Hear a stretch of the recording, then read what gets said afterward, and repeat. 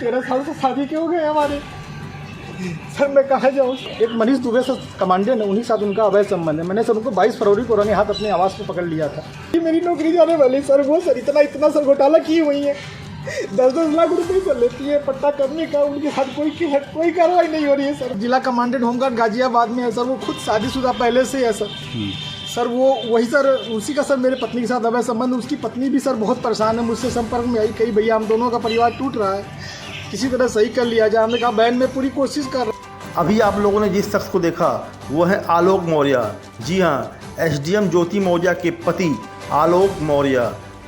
क्या गलती है इस शख्स की?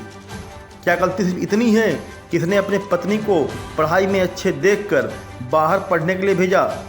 खून पसीने की कमाई एक करके, पैसा उधार लेके, दोस्तों से, भाइयों से, बाप से, अपने उच्च अधिकारियों से उधार लेके इसने अपने पत्नी को पढ़ने के लिए बाहर भेजा और पढ़ा लिखा के एसडीएम बनाया, इस काबिल बनाया।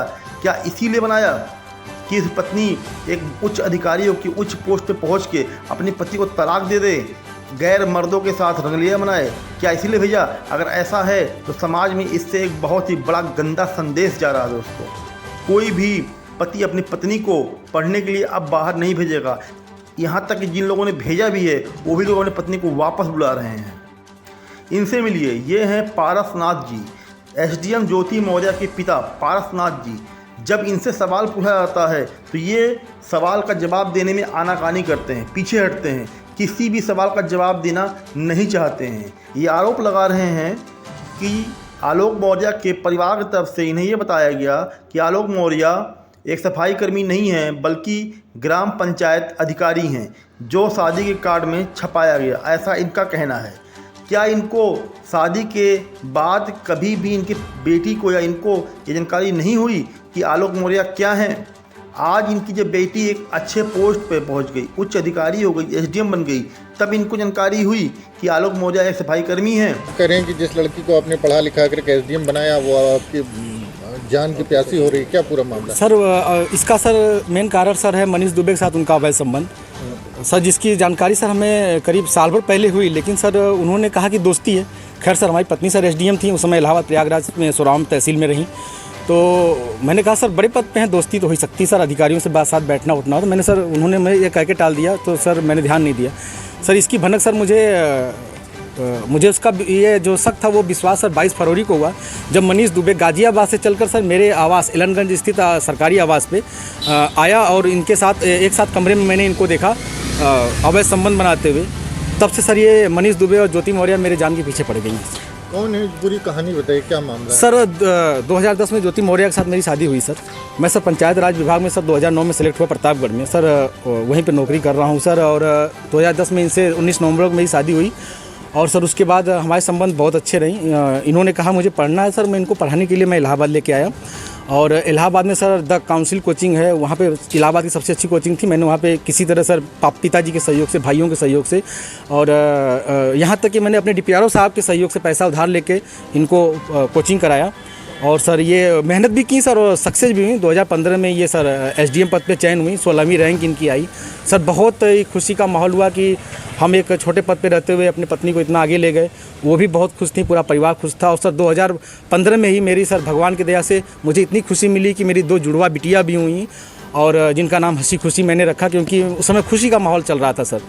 और सर बहुत अच्छा चल रहा था। लेकिन सर 2020 में ये मनीष दुबे जो जिला कमांडेंट होमगार्ड है, उसकी एंट्री होती है हम दोनों पति पत्नी के बीच में। और सर घर इतनी तबाही पे पहुंच चुका है कि घर तो टूट ही रहा है, बच्चे तो दूर हो ही रहे हैं, पत्नी दूर हो ही रही है सर। यहाँ तक कि मैं मुकदमा भी मेरे ऊपर हो गया है और मेरी मौत की साजिश भी रची जा रही है।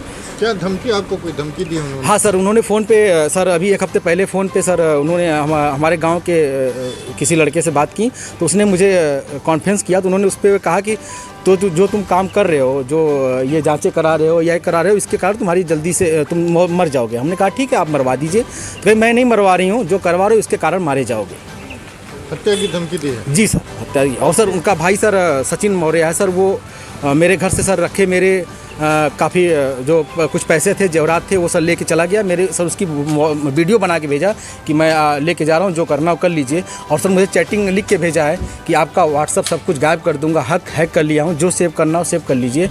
और सर उसने क्या किया कि मेरी सिम भी अपने पास रख लिया है, रख के यूज कर रहा है। मेरा बैंक अकाउंट है, उसमें जुड़ा हुआ है सब कुछ, लेकिन सर वो मेरी जान पे सब लोग तुले हुए हैं सर। क्या वो आपसे तलाक मांग रही है? हाँ सर, उन्होंने मुझसे ऑडियो के माध्यम से कहा है, मुझे अभी तक कुछ ऐसा नोटिस तो नहीं मिला है, लेकिन सर उन्होंने कहा है कि तलाक प्यार से दे दीजिए, बवाल मत करिए, नहीं तो मैं आपको बर्बाद कर दूंगी। आपके DPRO से बात हो गई है, आपको बर्खास्त करा दूंगी, न नौकरी करने दूंगी न जीने दूंगी। आपने इसकी शिकायत कहाँ की? सर इसकी शिकायत मैंने सर्वप्रथम सर उसी दिन धूमनगंज SHO साहब से की। उन्होंने मुझे राजरूपुर पुलिस चौकी भेजा, मैं राजरूपुर पुलिस चौकी पे आवेदन दिया, लेकिन सर कोई सुनवाई नहीं हुई।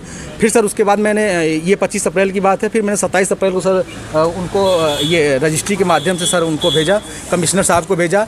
DM साहब खत्री साहब के यहाँ मैं खुद स्वयं उपस्थित हुआ हूँ, उनसे मैंने बात की कि सर आपके SDM साहब हैं, ऐसा कर रही हैं। तो उन्होंने कहा ठीक है, मैं कार्रवाई करवाता हूँ। फिर मैं कमिश्नर साहब के यहाँ गया, कमिश्नर साहब को दिया, पुलिस कमिश्नर साहब के यहाँ उपस्थित हुआ, उनको दिया। फिर कहीं सुनवाई नहीं हुई तो सर मैं DGP साहब के पास गया, DGP साहब ने मेरे बात को संज्ञान में लिया, लेकिन फिर भी सर आवेदन ले लिया गया, कोई कार्रवाई नहीं हुई। उसके बाद सर मैं DG home guard BK Maurya sir के पास गया। उनके यहाँ से मुझे सर कुछ उम्मीद की लौ दिखाई दी, क्योंकि उन्होंने मेरे आवेदन को तुरंत संज्ञान में लिया और टीम गठित कर दी है। DIG इलाहाबाद उसकी जांच कर रहे हैं। मुझे सर कुछ उम्मीद लग रही है कि मुझे कहीं न कहीं हो सकता है न्याय मिले और मेरी जान बच जाए। और इसी बीच SDM ज्योति मौर्य और मनीष दुबे की कुछ प्राइवेट चैट वायरल हो रही हैं सोशल मीडिया पे। आप खुद ही देख सकते हैं कि SDM ज्योति मौर्य ने मनीष दुबे से किस तरह की चैटिंग की है। इस तरह की चैटिंग कोई अपने तो पति से या प्रेमी से ही कर सकता है। आप खुद लाइव देख सकते हैं, आपके सामने स्क्रीन पर है। प्यार करना कोई गलत नहीं है दोस्तों, प्यार किसी को किसी से हो सकता है, लेकिन एक शादीशुदा औरत जब अपने पति को धोखा देके किसी गैर मर्द के साथ रिश्ता बनाती है तो उसे प्यार नहीं, उसे अपराध कहते हैं। अगर इनको यही करना था तो ये SDM बनने के पहले क्यों किसी से प्यार नहीं की? इनको उसी वक्त अपने हैसियत के, अपने बराबर वाले आदमी के साथ प्यार करके रिश्ता निभाना चाहिए। आज जब ये इतनी बड़ी पद पे पहुंच गई आलोक मौर्य की वजह से, जिसने अपना खून पसीना एक करके उधार लेके कर्ज में डूब कर इनको इस लायक बनाया, और आज इस लायक बन के ये एक बड़े अधिकारी के साथ प्यार करके ज़िंदगी जी रही हैं। ये चीज़ गलत है कि नहीं गलत है? इनको अगर प्यार ही करना था तो ये उसी वक्त पहले ही आलोक को डिवोर्स देकर, तलाक देके ये प्यार किसी से कर सकती थी, अपनी ज़िंदगी जी सकती थी। कानून भी इसका अधिकार देता है, कानून भी इसका हक देता है। लेकिन आज एक अच्छे पद पे पहुंचने के बाद धोखा देके आज ये तलाक क्यों दे रही हैं? तलाक इनको पहले देना चाहिए था। आज इनको आलोक में तमाम सारी कमियां, तमाम बुराइयां नज़र आने लगी, पहले क्यों नज़र नहीं आई? सही कौन है गलत कौन है ये मुझे नहीं पता। मामला कोर्ट में है और माननीय न्यायालय इसका फैसला सुनाएगी। समय का इंतज़ार करते हैं और देखते हैं फैसला किसके हक़ में आता है। कोर्ट में मामला विचाराधीन है, तब तक के लिए हम और आप कुछ नहीं कर सकते हैं, बस अपने विचारों को व्यक्त कर सकते हैं। आपकी क्या विचार है, आपकी क्या राय है, कमेंट करके ज़रूर बताइएगा। सही कौन है गलत कौन है, आपको क्या लगता है, अपना ओपिनियन, अपना मत ज़रूर शेयर कीजिएगा। तब तक के लिए जय हिंद, वंदे मातरम। फिर मिलते हैं किसी दूसरी वीडियो में।